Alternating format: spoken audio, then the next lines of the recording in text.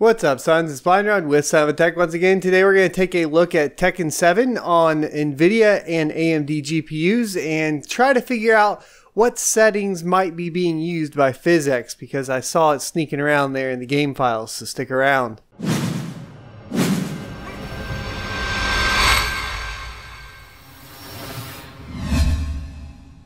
Alrighty, so Tekken 7 is the latest installment of the Tekken series. The big difference here is that we're now using Unreal Engine 4. Probably part of, if not a majority of the reason there are some physics from Nvidia being implemented into the game. Now, I went ahead and put together a side-by-side of the beginning of the story, which includes some cutscenes as well as some gameplay. And then I went through some various training stages to go ahead and try to see if there's any big major difference in visual fidelity between the GTX 1060 for the Win Edition and the Gigabyte RX 580 Aorus 8GB edition. So initially, just on for face value, I really couldn't see a huge difference, which was surprising to me because it does even say Nvidia way is meant to be played in the beginning.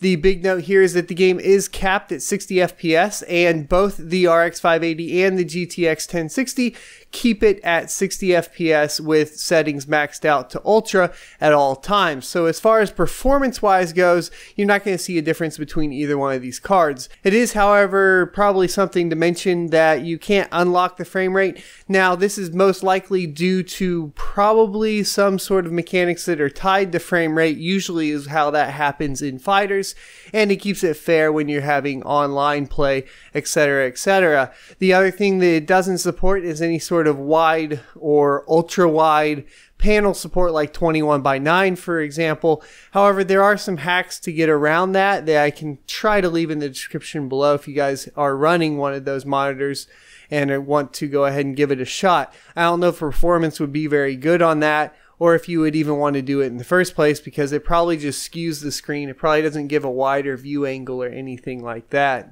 Once we dug down deep into further analysis between the RX 580 and the GTX 1060, there are a couple things to note. One is you'll notice that it does look like there's almost like a brighter scene, and I did double check the Elgato settings that I used to capture this, which is the HD60 Pro, and I went ahead and made sure that there wasn't any kind of offsetting going on there to where the color would change. So what I think is happening here is possibly an implementation of HBAO+. However, I couldn't confirm exactly which ambient occlusion the game is actually using for either card. But because of the deeper, darker colors in the shadows, it just would go to say that that's probably what that is aimed towards. Now, of course, this could just be a color setting, and however the AMD driver is applying display settings off the bat, and that's the difference you see there. I just do feel like that the depth of shadows in the blacks is a lot more pronounced on the GTX 1060. So finally, getting down into the absolute for sure thing that's different. There's only one thing that I found in all of the stages and all of the cutscenes together that was any different at all, and that was anything to do with fire or smoke. Anytime there was a fire or smoke effect, you could see a significant difference between the RX 580 and the GTX 1060. In these scenes, what you'll see here is that there is a more pronounced lighting effect, and the lighting patterns are a little bit different, meaning that they seem to be more natural on the GTX 1060. Now, most likely what this is that Project Smoke, which was back in 2014, I believe it was announced, and it was implemented into Unreal Engine 4. So if this is kind of based off of that previous knowledge of what that technology is, and that this is an Nvidia optimized title, I'm pretty sure that that's the setting that we're seeing here that was implemented or imported in for the Nvidia GPUs for this game. And so what you'll notice as well is that it also does seem to change some of the lighting patterns, and I guess it just depends on which reflections they are.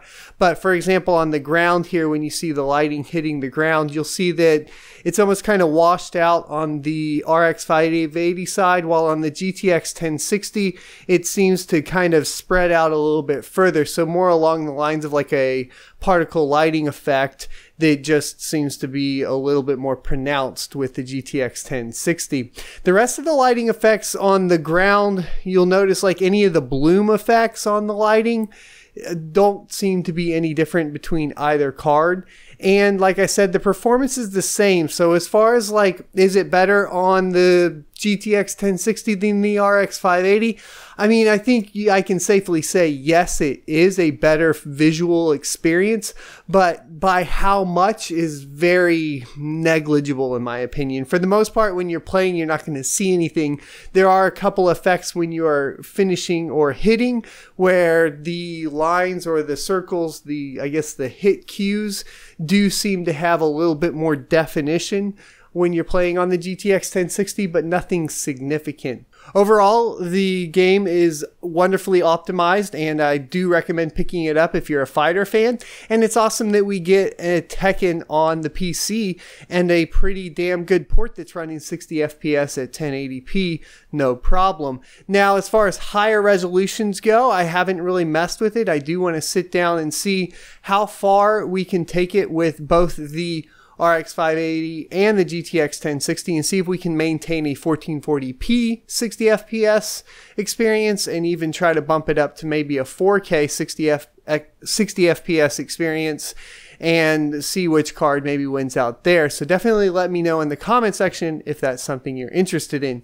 Now, a couple other notes about the game that I was a little disappointed with are the texture quality of the character models, which seem to be quite low, and whatever anti-aliasing they're using doesn't seem to be able to hide those jaggies because of how low the texture quality is. So if you take a look at like a scene with one of the character models, it doesn't take very much of a squint to start seeing these jaggies and those pixels outlined very clearly on the characters. The rest of the models and of course the environments are pretty good looking, and it is by far the best looking Tekken that we have seen to date. So that's a positive there. Hope you guys enjoyed the video. Be sure to like, comment, and subscribe down below. And as always, I will see you next Tuesday.